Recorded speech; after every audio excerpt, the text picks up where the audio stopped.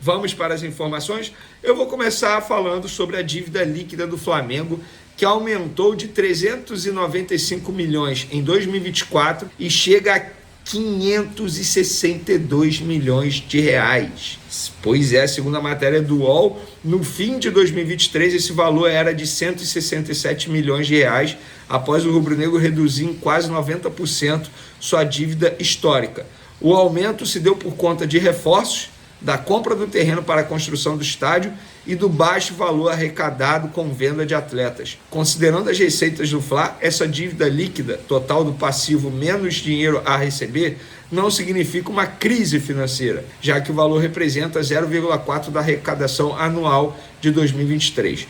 A compra de La Cruz, 90 milhões de reais à vista, e do terreno, 147 milhões de reais à vista, geraram uma redução enorme no caixa do clube. No fim de setembro deste ano, o Flamengo tinha apenas 23 milhões e 900 mil reais em caixa livre. No fim de 2023, esse valor era de 234 milhões de reais.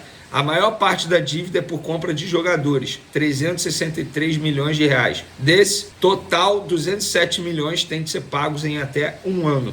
O próximo presidente do Clube Carioca terá uma situação mais apertada de finanças, apesar de estar longe de ser uma crise financeira. Resumo da ópera, tá? Após lermos essa matéria do UOL, o próximo presidente do Flamengo não vai ter muito dinheiro para fazer contratações. Terá que vender jogadores. E muito. É só um resumo para vocês aí.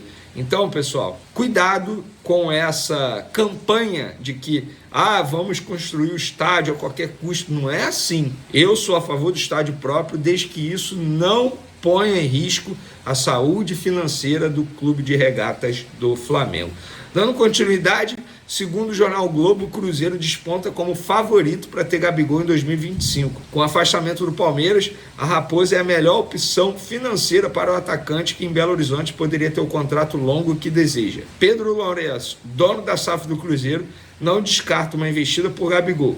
As tratativas prometem evoluir em dezembro após as finais da Copa do Brasil e Sul-Americana. O Santos também promete retomar as conversas, mas esbarra na questão financeira. Gabigol quer ficar no Flamengo e no Rio de Janeiro, mas com um contrato de 4 a 5 anos, mais luvas.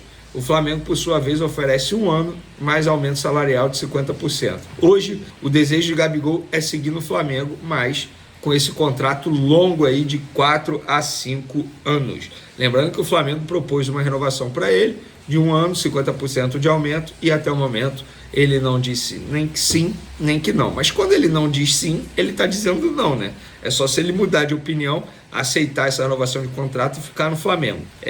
Eu já acho que já é uma baita renovação para um jogador que vem jogando pouquíssimo nos últimos meses e até nos últimos 2 anos. Fez 2 gols recentemente numa final, mas é muito pouco para você dar uma valorização de 50% para o jogador. Eu quero a opinião de vocês podem comentar à vontade. Se for para o Gabigol sair, vocês preferem ver o Gabigol aonde? No Cruzeiro? No Santos?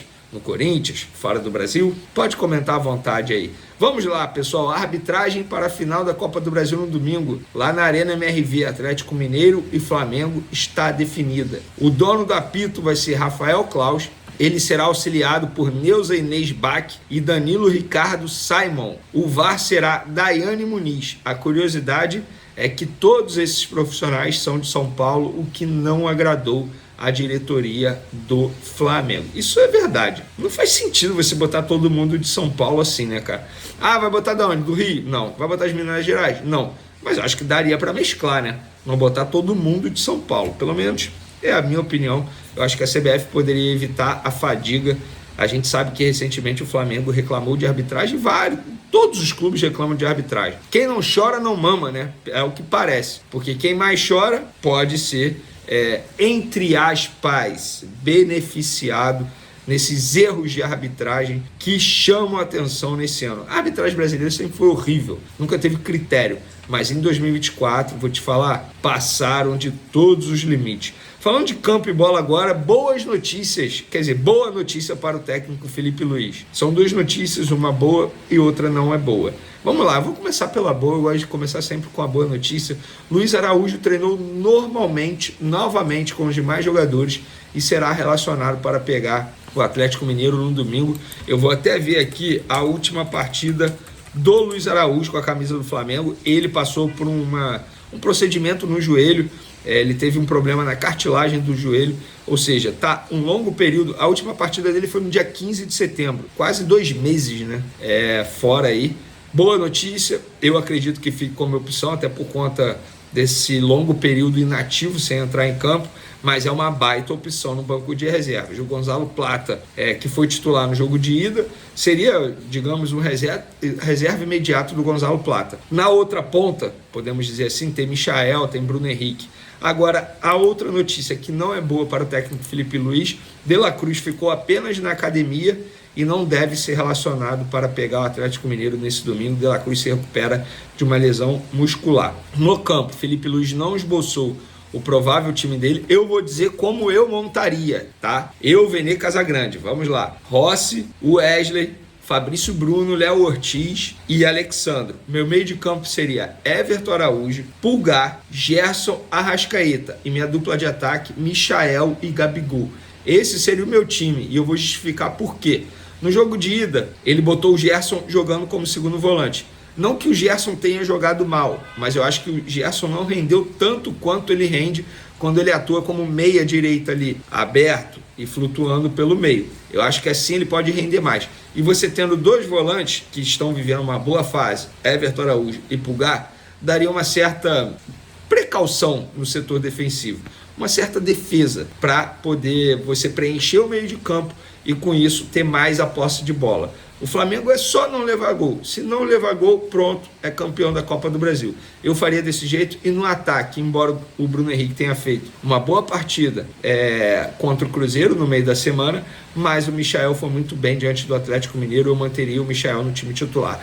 Eu quero saber de vocês, como é que vocês escalariam o time titular para pegar o Galo no domingo, jogo 4 horas da tarde, jogo importantíssimo, é o jogo mais importante do Flamengo no ano.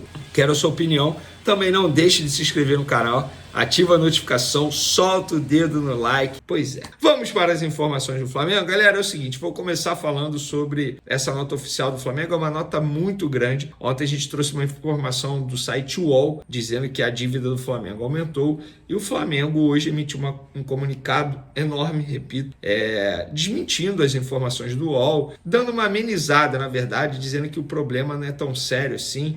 Eu vou ler, na verdade, só o primeiro pedaço da nota, porque eu acho que a gente precisa ser justo, né? Se a gente leu aqui parte da matéria do UOL, vamos ser justos também com o Flamengo e ler a parte da nota oficial do Flamengo. Recentemente foram divulgadas informações parciais da imprensa que distorcem a real situação financeira do Flamengo. Essas informações consideram apenas parte dos números, sem oferecer uma visão ampla e precisa do cenário financeiro do clube, que hoje se encontra em seu melhor momento histórico, com uma solidez e saúde financeira inquestionáveis. Galera, a nota é muito grande, eu não vou ler a nota toda, mas tem um cara que, quando o assunto é finanças de clube, eu paro para ler ou escutar ou ouvir. O nome dele é César Grafietti, economista, o cara sabe muito. E ele fez um rápido resumo desse momento financeiro do Flamengo. Lá no Twitter dele ele disse: aumento por investimento, aí atletas e terreno para a construção do estádio próprio, elimina momentaneamente a folga financeira, o clube segue com superávit operacional, aparentemente se ajusta até o final do ano. E ele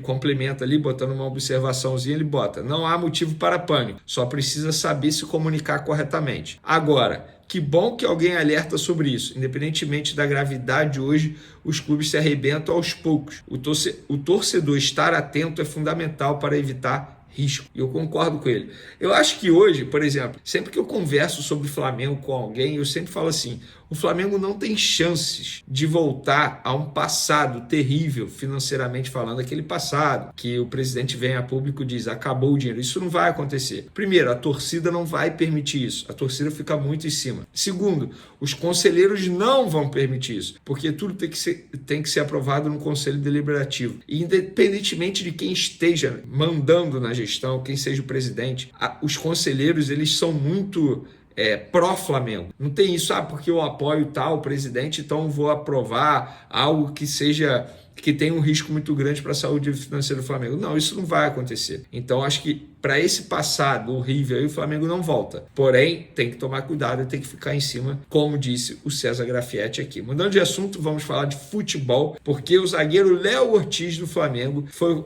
convocado pelo técnico Dorival Júnior para a seleção brasileira. E não só ele, a CBF comunicou o seguinte nesse sábado: o zagueiro Léo Ortiz do Flamengo e o atacante Gabriel Martinelli do Arsenal foram convocados nesse sábado para a seleção brasileira, que enfrenta a Venezuela na quinta-feira, dia 14, em Maturim, e contra o Uruguai no dia 19 em Salvador, pelas eliminatórias para a Copa do Mundo de 2026. Eles foram chamados para substituir Rodrigo e Éder Militão, ambos do Real Madrid. Os dois atletas se lesionaram na partida do clube na manhã desse sábado pelo Campeonato Espanhol e por isso não poderão integrar a delegação da Amarelinha neste mês. Inclusive, a situação do Militão preocupa demais, cara.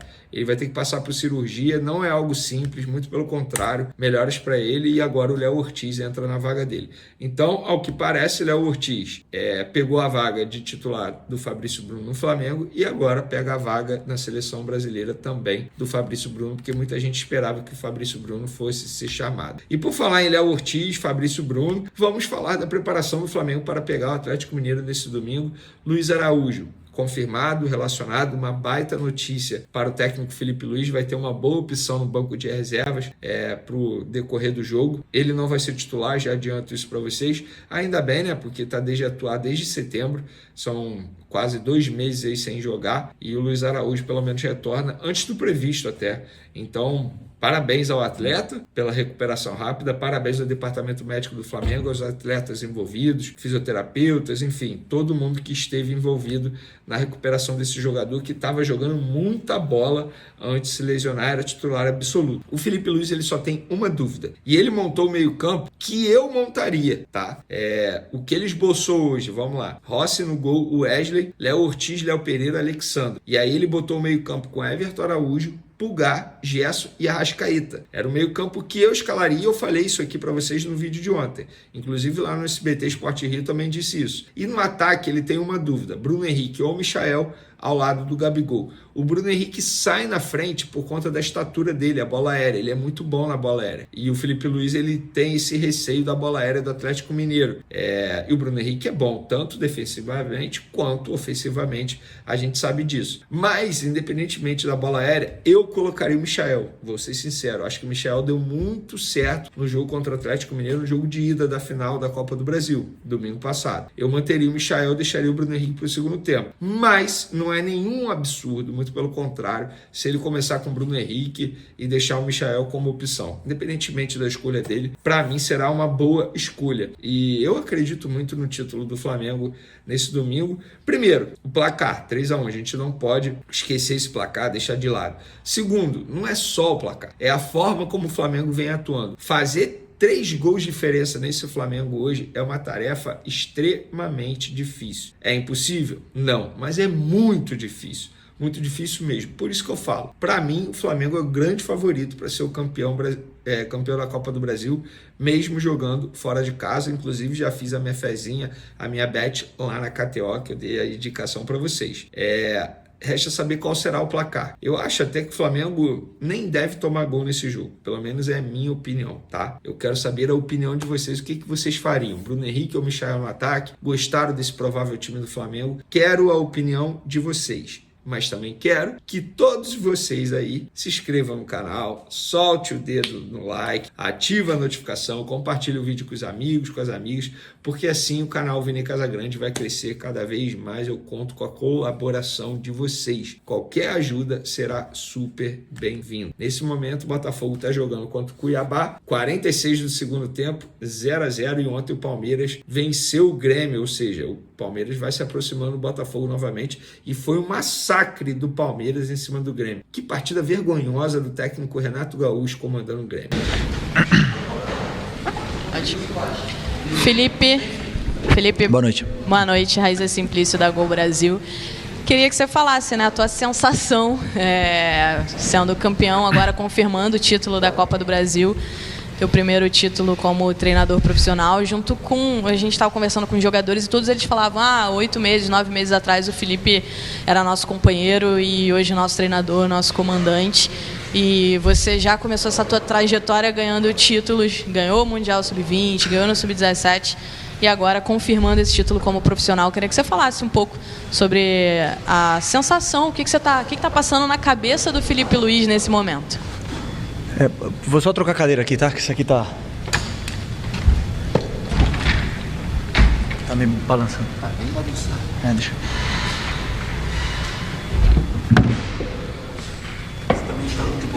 Vamos embora. Estou muito feliz, muito feliz. Primeiro eu tenho que mencionar o Tite, que me deixou na semifinal da Copa do Brasil, que fez um trabalho, ao meu ver, excelente, porque eu trabalhei com ele, eu sei o bom que ele é, o bom treinador que ele é, e queria agradecer ele. Depois, quero fazer uma menção especial a uma sensação que eu tenho dentro de mim, eu preciso falar, que são os meninos do Ninho, porque eu não estava aqui quando aconteceu tudo. Queria mandar um abraço para a família de todos eles, porque eu tenho uma conexão muito forte com eles, eu não sei porquê, mas existe um memorial lá no Ninho, no CT, e não foi por acaso. Eu sempre comecei agora no Sub-17, no Sub-20, parece que eu tenho eles muito presente comigo, mesmo não estando aqui na época e não conhecendo nenhum deles, conheço alguns familiares. Então eu queria só deixar isso aí registrado, porque eu sinto que eles são parte de mim. Bom, a sensação é maravilhosa, é muito boa. É um grupo, até agradeço o Brás, porque, como eu falei, né, o presidente, porque me deram uma máquina na minha mão, um time que é uma máquina. O melhor elenco da América do Sul, um elenco que pode bater de frente com alguns times da Europa, e eu estou liderando esse grupo de jogadores que são fantásticos. Um grupo que não tem vaidade, é um grupo que não tem ego, e hoje se viu que o pessoal que saiu do banco foi o que melhorou o time, o que resolveu, e isso só se faz um time campeão com um elenco altamente qualificado. E isso falando de todas os desfalques também que tem, mas como o grupo e as contratações foram tão boas e a janela de contratação foi tão excelente que o grupo não perde o nível. Então eu estou muito feliz por toda essa trajetória e feliz de ser campeão do lado dos jogadores que foram meus companheiros. Fala, Felipe, boa noite. Parabéns pelo seu primeiro campeonato. Queria te falar o que passa na cabeça de uma pessoa que precisou de apenas 9 partidas para ser campeão no futebol profissional. Você é o técnico no século XXI que precisou de menos partidas para ser campeão, você superou o Ney Franco.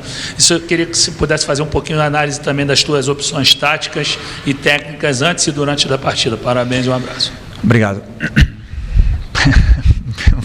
Ser campeão com 9 jogos, né? Isso quer dizer que alguém me deixou, como eu te falei, com essa possibilidade, de 4 jogos da Copa do Brasil para ser campeão. Que 4 jogos, mas também que jogos antes, né? Foi o Palmeiras, um jogo super difícil com o Tite. Então esse grupo, esses jogadores foram que levaram o time até esse troféu muito bonito, muito especial para o clube. As opções táticas, eu acredito que, vamos lá, vou tentar explicar tudo com calma, né? Hoje o Milito demonstrou para o Brasil que 3 zagueiros não é um sistema defensivo, ao contrário, é um sistema muito ofensivo, na qual eu quebrei muito a cabeça durante a semana para como pressionar esse sistema, para não deixar eles jogarem, para a gente tentar ficar com a bola, mas é uma combinação muito difícil, né? E ainda por cima, ele veio num 3-5-2, eu esperava que ele viesse num 3-4-3, isso confundiu mais ainda os jogadores, e não conseguimos se adaptar no primeiro tempo a essa pressão, não encaixou. Eu sabia qual era a solução do banco, porém requeria uma troca muito forte para fazer no primeiro tempo, então eu segurei até o segundo tempo. Foi como eu falei, uma aula de jogo posicional, uma aula de de como se sai a pressão. O time do Atlético é um time muito forte, não é à toa que é finalista da Libertadores, mas o time aguentou bem, os jogadores fizeram um esforço extraordinário, correram mais do que podiam.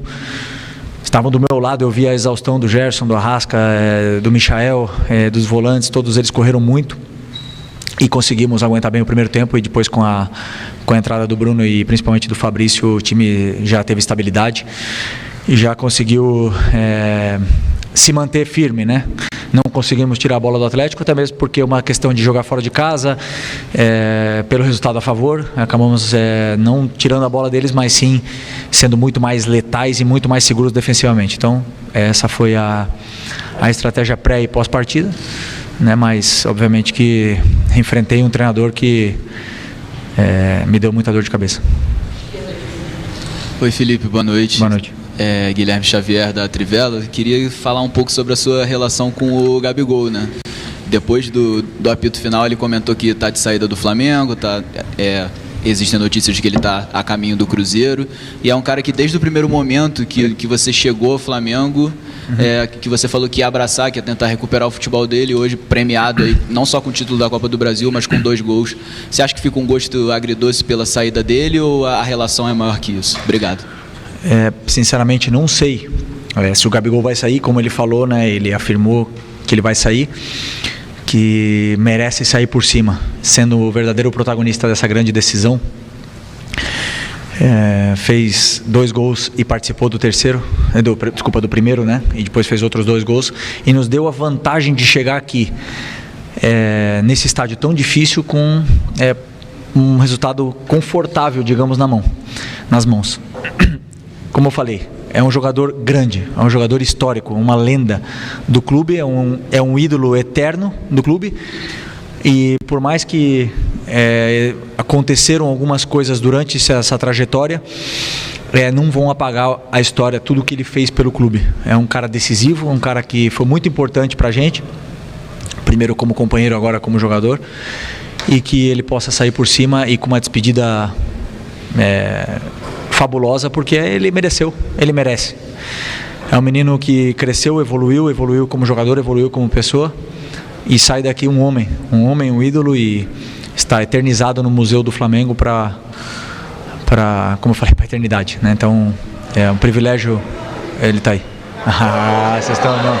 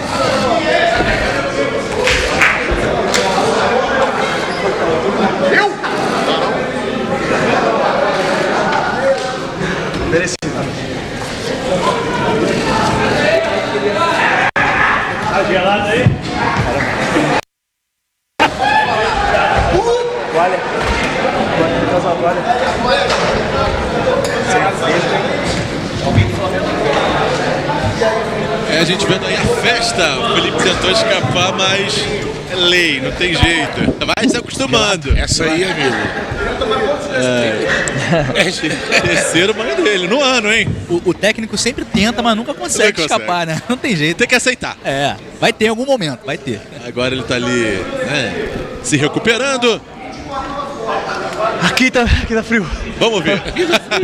Alguém arruma uma camisa pro Felipe não ficar resfriado, gente? Tem toalha. Próxima pergunta. Bom, mas é isso aí. Ficou claro do Gabi, né? Vai.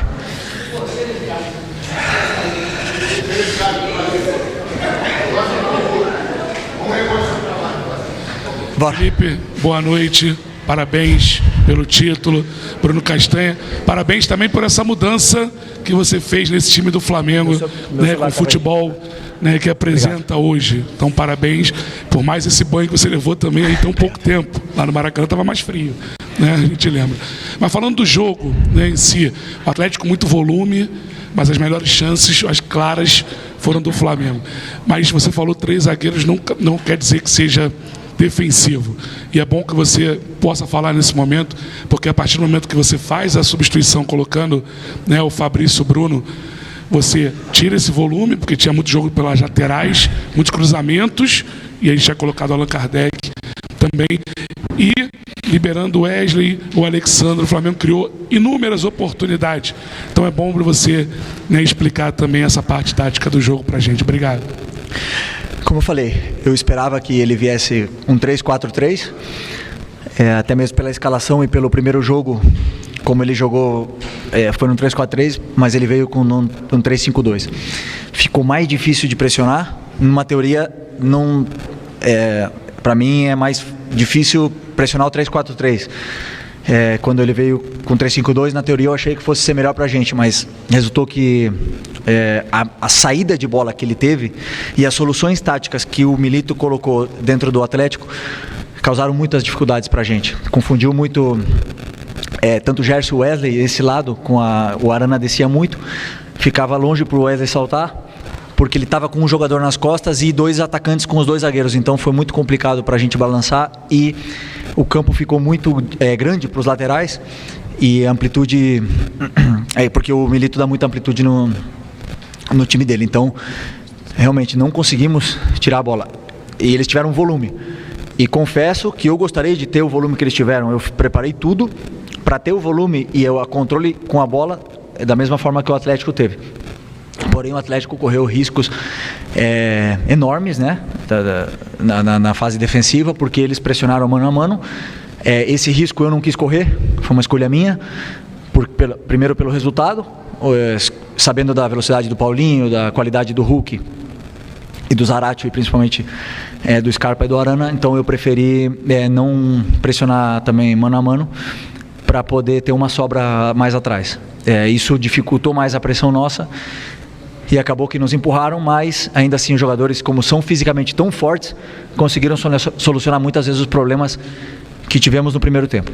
Depois, no segundo tempo, colocando o Fabrício, o time já teve mais amplitude, os laterais conseguiram saltar com mais facilidade e a gente conseguiu ter mais controle. Não conseguimos ter a bola, porque, como eu falei, o Atlético pressiona mano a mano e o risco é deles, não era nosso, porque a gente tinha um resultado a favor, né? Então a gente...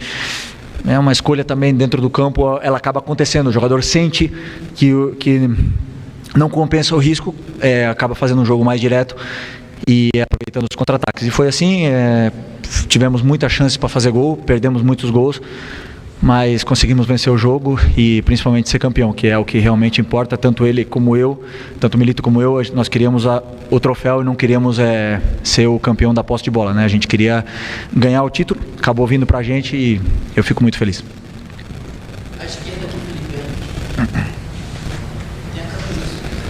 Boa noite, Felipe. Boa noite. Mônica Alves do Coluna do Fla. Parabéns pelo título. Obrigado. Uma das maiores críticas em 2022, né, foi a passividade do Flamengo após os títulos das Copas.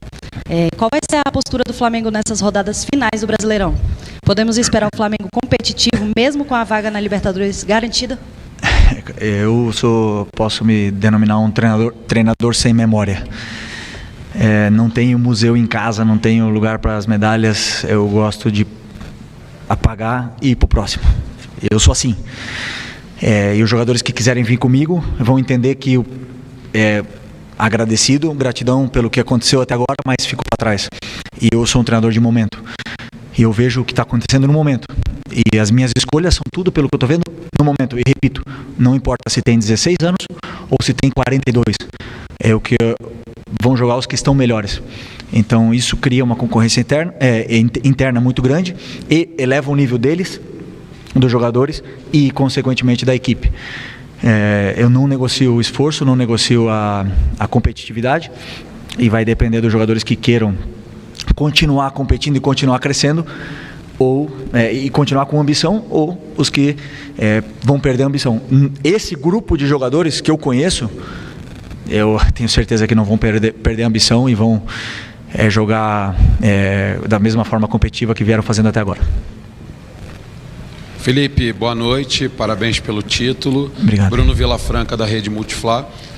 Enquanto a semana ia acontecendo, teve jogo contra o Cruzeiro também, a gente tentava, eu digo isso, claro, todos nós, apurar qual seria a escalação que o Felipe usaria, claro, na final de hoje. E, de alguma forma, uma dúvida surgiu em relação a Bruno Henrique e Michael. Então eu queria saber de você o que fez você optar pelo Michael na partida de hoje e por que colocou o Bruno Henrique. Queria que você explicasse um pouquinho sobre isso. Obrigado e parabéns. Obrigado. A minha dúvida essa semana não foi o Michael, a minha dúvida essa semana foi o Fabrício Bruno. Porque eu sabia o sistema que o Milito ia utilizar, já seja 3-4-3 ou 3-5-2 que ele vinha jogando, que ele jogou algumas vezes no começo do ano, e a minha dúvida era o Fabrício. Acabei optando por ter um time 4-4-2 para atacar, para ser ofensivo e para ir ganhar o jogo, porque a minha mensagem é de que a gente não vinha aqui defender o resultado. Então, talvez não sei se eu tivesse começado com os 3 a gente teria sofrido menos, eu não sei. Sobre futebol é muito fácil falar depois, né? Mas era a minha única dúvida. O Michael fez um jogo incrível no primeiro jogo da final. O Bruno também vem muito bem. O Bruno tem a possibilidade de jogar de 9, então eu optei pelo Michael e optei pela opção do Bruno para o segundo tempo, porque eu imaginei justamente um jogo onde a gente conseguisse fazer um gol ou aguentar, e a entrada do Bruno ia potencializar mais o time. E sempre que o Bruno começa a titular e ter que tirar o Bruno, isso eu acho que o time ia cair o nível. Então eu pensei um pouco no segundo tempo, por isso que eu não comecei com o Bruno. Mas não preciso nem falar que o Bruno é o Bruno e que é um cara que eu tenho um carinho tremendo e que não tenha dúvida que é um jogador gigante e vai jogar muitas vezes comigo. Boa noite, Felipe. Sidão Marinho da Litoral News. Parabéns pelo título. No início do ano você teve até uma proposta para fazer parte da comissão do Dorival, mas optou por seguir a sua carreira. Queria te perguntar se nessa negativa já tinha um desejo de, quem sabe, comandar o Flamengo, que ali poderia ter uma oportunidade de treinar o Flamengo. Como está o coração do torcedor rubro-negro, Felipe Luiz, que agora conquista um título com um grupo de jogadores que você conviveu por bastante tempo e que no ano passado teve uma temporada muito abaixo, uma temporada onde vocês também devem ter ficado com o coração sofrido, dolorido. Como é para você dar essa oportunidade para o torcedor de comemorar essa taça? Obrigado. A primeira qual que era? Desculpa. Da seleção. Da seleção. Não, então, o convite do presidente Edinaldo e do Dorival foi uma honra para mim, mas como eu expliquei outras vezes, né, eu tinha um sonho de ser treinador.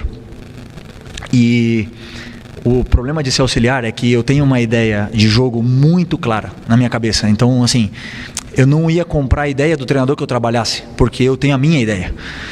E o que eu precisava era de um auxiliar que me ajudasse. Esse era um pouco ao contrário. Para ter uma metodologia de treinos, coisa que eu não sabia fazer, agora estou aprendendo.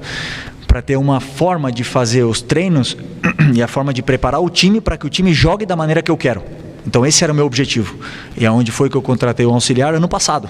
Já ainda quando eu estava no final do ano, acabando o ano, eu sabia que eu ia me aposentar e consegui trazer o Ivan comigo, que eu falo sempre para vocês. Minha maior virtude é me cercar de pessoas muito mais inteligentes que eu. E ele me ajudou muito nesse primeiro processo, nessa primeira adaptação como treinador. Eu tinha certeza, né, de que começar na base era o caminho certo, porque eu nunca fui treinador, eu tinha que passar por esse processo. E o Flamengo me brindou com essa oportunidade. E aí onde eu tenho que agradecer de novo o Braz, o Landim e o Bruno, que eles abriram as portas do clube para mim. E eu pude experimentar lá no 17, lá eu acertei, errei, fiz troca errada, fiz troca certa, mudei de sistema, fiz tudo. E aquele grupo é incrivelmente divertido, maravilhoso. É meu primeiro time, como se fosse meu primeiro amor. Amo aquele sub-17. E é onde eu me tornei treinador. Então esse era o processo certo que eu na minha cabeça tinha que fazer para um dia chegar lá. Veio muito antes do que eu esperava, essa oportunidade. E só deu certo com esse título porque os jogadores são muito bons. Porque os jogadores são fenômenos. E aí me ajudaram também, né? E eu estou evoluindo junto com eles para a gente chegar a jogar do jeito que eu quero aqui no Flamengo e conquistar títulos. é muito fácil de falar do torcedor. Primeiro jogo no Maracanã, do lado da nossa torcida, estava 3-0, nosso time muito bem, jogadores soltos e tal. Por quê? Porque a torcida leva o time no colo. Quando quer, não tem comparação. A torcida do Flamengo não tem comparação. Quando quer, esquece, não tem para ninguém. Também não é fácil para os jogadores jogar no Flamengo.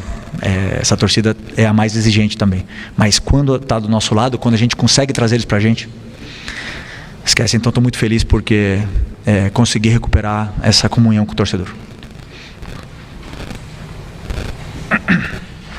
Felipe, Isaac Andrade, Flavoz, eu queria ir na mesma pegada que você falou da tua análise como treinador, porque desde quando você ainda estava como jogador, você já demonstrava esse sonho de ser treinador. Quando você se despediu do Flamengo, você falou muito sobre como você faria, o que você faria. E você agora mencionou também sobre essa sua caminhada para chegar até aqui. Nesse momento, a gente vê o Felipe Luiz, técnico vencedor. Muito se especulava em relação ao Flamengo, tem um bom elenco, o Flamengo tem um elenco maravilhoso, e aos poucos a própria imprensa foi falando do Felipe, mas com desconfiança, e hoje o Felipe é o campeão da Copa do Brasil. O que você, que sempre falou de você mesmo, da sua carreira, aonde você chegava, o que o Felipe falaria para o Felipe agora, treinador no Flamengo, profissional, campeão da Copa do Brasil?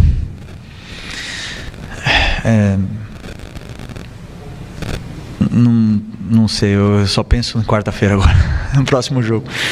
Eu tenho um objetivo claro na minha vida, na minha carreira. Eu sei onde eu quero chegar e sei o processo que eu tenho que fazer para chegar até lá. E aí são muito trabalho, são muitas horas. Falei para os jogadores, eu e o Milito a gente pode ter empatado em hora de trabalho.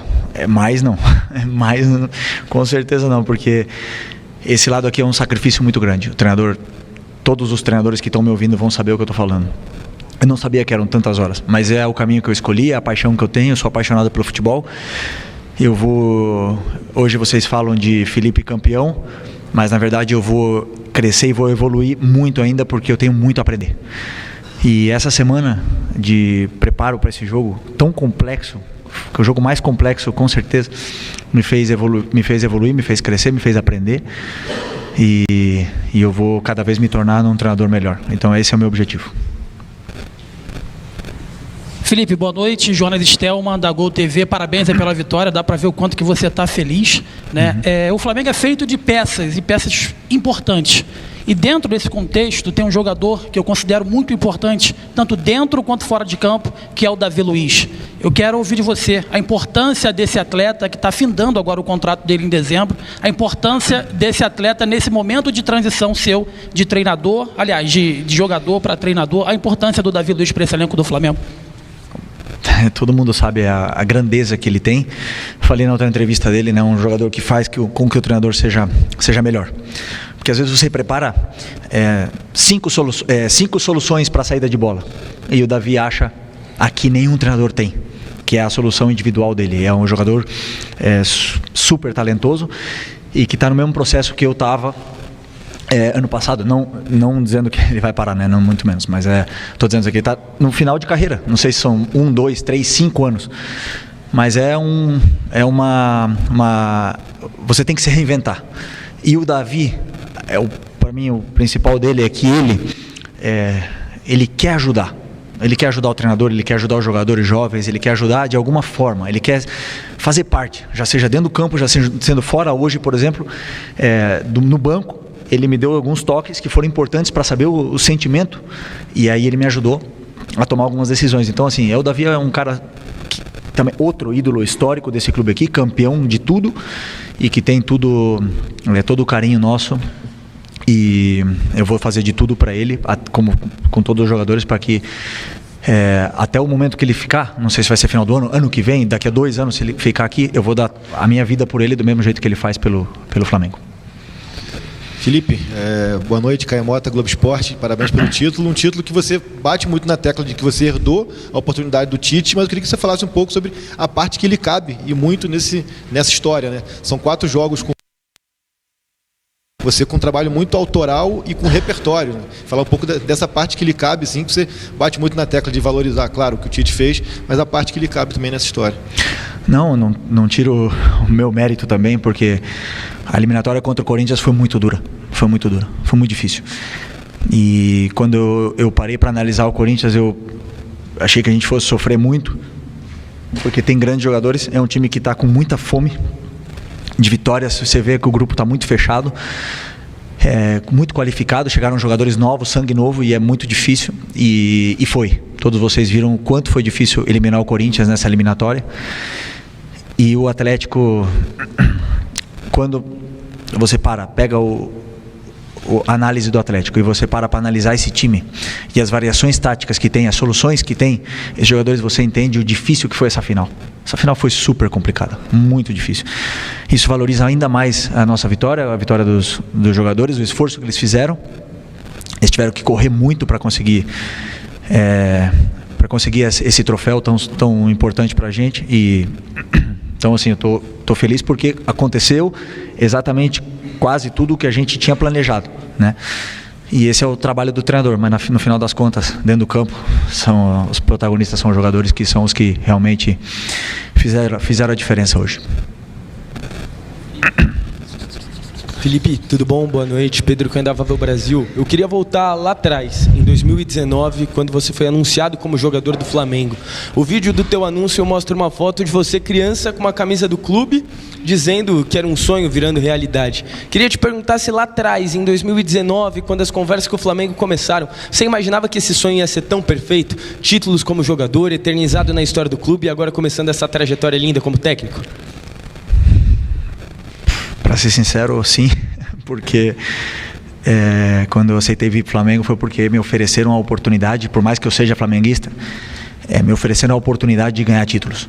Se o Flamengo não me desse essa oportunidade de conquistar títulos, eu não teria vindo, com certeza. Então, por muito flamenguista que eu sou, eles me deram essa possibilidade. Um elenco altamente qualificado, com possibilidades de lutar por títulos todos os anos. E eu fiz parte desse processo, dessa reconstrução do clube, dessas conquistas. E agora, como técnico, foi também porque o clube, o Bruno e o Brás, quando foram lá para Madrid, a gente apertou a mão e eles falaram: a gente vai te ajudar com o teu sonho, que é ser técnico. E me ajudaram. Abriram as portas do clube da base, abriram as portas do 17, do 20, não tiveram dúvida em me chamar para treinar o profissional, mas, como eu falei antes, já ficou para trás. Agora, quero mais. Vamos pro próximo. A saideira aqui, desculpa, a última pergunta aqui. Até porque já tomou um banho de cerveja também, não precisa nem de saideira. Felipe, parabéns pela conquista. Mauro Santana, do canal começou a acontecer a repercussão internacional da conquista do Flamengo e você sendo citado. Isso não é novidade para você, você já é consagrado no cenário internacional, com títulos conquistados, inclusive pela seleção brasileira, mas como é que você lida, em tão pouco tempo como treinador, já com uma repercussão fora dos limites da fronteira do Brasil, o seu trabalho sendo citado, inclusive treinadores que já te comandaram, parabenizando o seu trabalho, dizendo que acompanham o seu trabalho. Como é que você lida com isso? E é claro, tem o outro lado também da responsabilidade de continuar mantendo essa toada das conquistas, né? Sim, a primeira mensagem que eu respondi foi a do Simeone.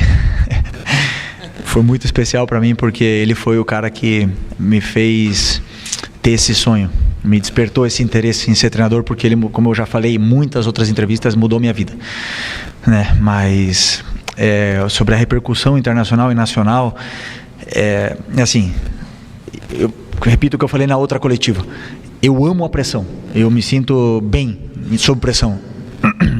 É incômodo, você não dorme direito, mas eu gosto, eu fico incomodado quando eu não tenho essa pressão. Vai ser só títulos? Claro que não. Claro que a gente não vai ganhar sempre, a gente vai perder. Eu vou estar aqui nessa coletiva aqui muitas vezes triste, abatido e enfrentando perguntas e duras e críticas de vocês para o meu trabalho. Mas é o caminho que eu escolhi e eu estou preparado para isso, eu quero isso. E como eu falei, para continuar tentando ter esses elogios, essa repercussão, eu tenho que continuar trabalhando e o meu próximo objetivo agora é ganhar quarta-feira. Então, não tem outro caminho senão trabalho, ganhar, e é o único jeito. Então, é isso. Mais nada. Valeu. Obrigado, boa noite. Felipe Luiz, nosso eterno camisa 16, se superou mais uma vez, agora na nova função de treinador, para reavivar o verdadeiro espírito rubro-negro no campo. Com sua liderança e uma mentalidade ousada, ele transformou um time que estava em um modo arame liso, aquele que até parecia forte, mas não tinha contundência, em uma máquina que, além de vencer, reconectou a torcida à paixão do Maracanã. A vitória marcante contra o Atlético Mineiro, fora de casa, garantiu ao Flamengo o título da Copa do Brasil, mas mais que isso, trouxe de volta aquele DNA ofensivo que todo flamenguista espera ver. Felipe, que agora diz ser um treinador sem memória, entregou a primeira taça na nova fase, reafirmando o desejo incessante por novas conquistas e mostrando ao time que seu compromisso é com o próximo desafio, sempre focado no futuro, como um verdadeiro guerreiro. Após a saída de Tite, o clima entre torcida e elenco era de pura tensão. A eliminação precoce na Libertadores e o futebol pouco criativo não faziam jus à tradição do clube. Foi então que Felipe Luiz assumiu, mantendo a promessa de que correria riscos, queria o Flamengo no ataque com 3 jogadores sempre na área. Logo na estreia, já trouxe um sinal de mudança no jogo contra o Corinthians, onde, mesmo vencendo apenas por 1-0, o time finalizou 19 vezes e mostrou um domínio de jogo que há muito não se via. E assim foi, com apenas 9 jogos no comando, Felipe entregou 6 vitórias, 2 empates e 1 derrota.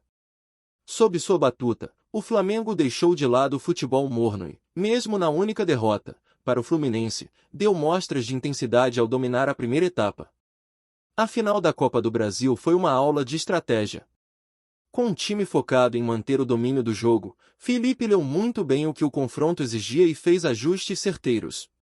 Ao tirar Gabigol no intervalo e colocar Bruno Henrique, imprimiu velocidade, criando novas opções e abrindo espaço nos flancos do Atlético Mineiro. A entrada de Fabrício Bruno, por sua vez, solidificou o sistema defensivo, liberando Wesley para puxar contra-ataques perigosos. Felipe não apenas manteve a intensidade do time até o fim, mas aumentou o volume de finalizações no segundo tempo, com um total de 12 tentativas e um jogo de pressão constante que desestabilizou o adversário e garantiu o título. E a cereja do bolo foi o gol, um golaço de outro mundo.